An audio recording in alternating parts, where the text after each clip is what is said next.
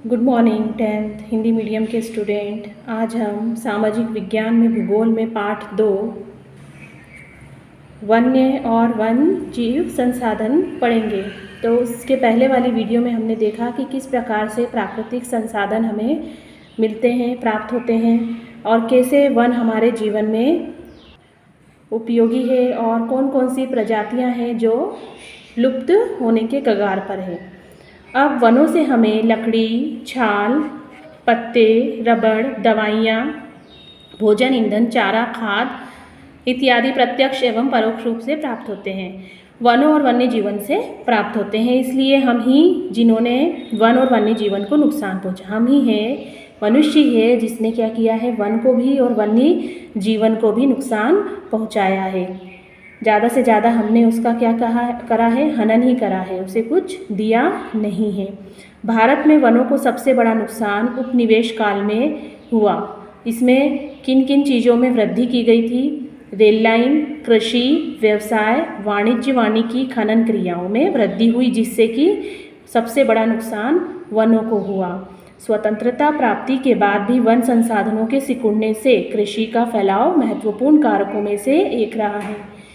अब जब स्वतंत्रता हमें मिल गई तो क्षेत्र बढ़ गए। क्षेत्र बढ़ने से क्या हुआ, जो वन थे वो धीरे धीरे क्या होने लगे, कम होने लगे। वहाँ पर लोग क्या करने लगे, कृषि कार्य करने लगे और कृषि का फैलाव बढ़ने से भी वनों को नुकसान हुआ। भारत में वन सर्वेक्षण के अनुसार क्या है, 1951 और 1980 के बीच लगभग 26,200 वर्ग किलोमीटर वन क्षेत्र कृषि भूमि में परिवर्तित कर दिया गया।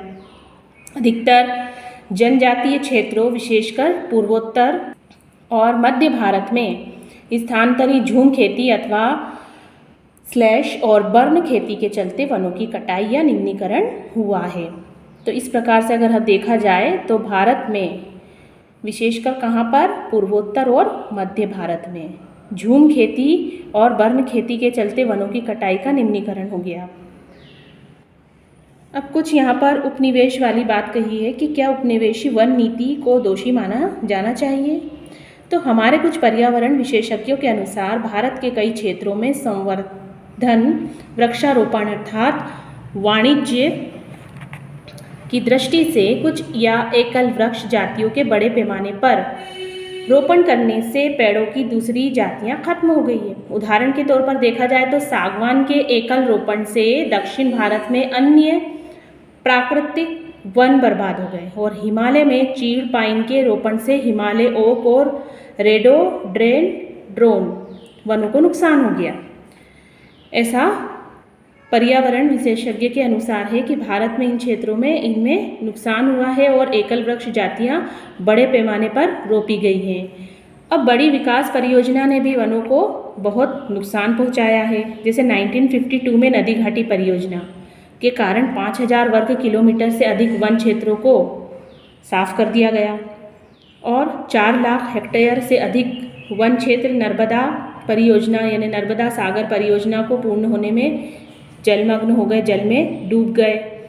वनों की बर्बादी में खनन ने भी महत्वपूर्ण भूमिका निभाई है। जैसे पश्चिम बंगाल में बक्सा टाइगर रिजर्व डोलोमाइट के खनन के कारण गंभीर खतरे में है और इनमें कई प्रजातियों के प्राकृतिक आवासों को नुकसान पहुंचा है। यहाँ पे जो भी प्रजातियाँ रहती है उनके लिए रहने का स्थान ही क्या हो रहा है, खत्म हो रहा है। और कई जातियों जिसमें भारतीय हाथी भी शामिल है, वे आवागमन मार्ग को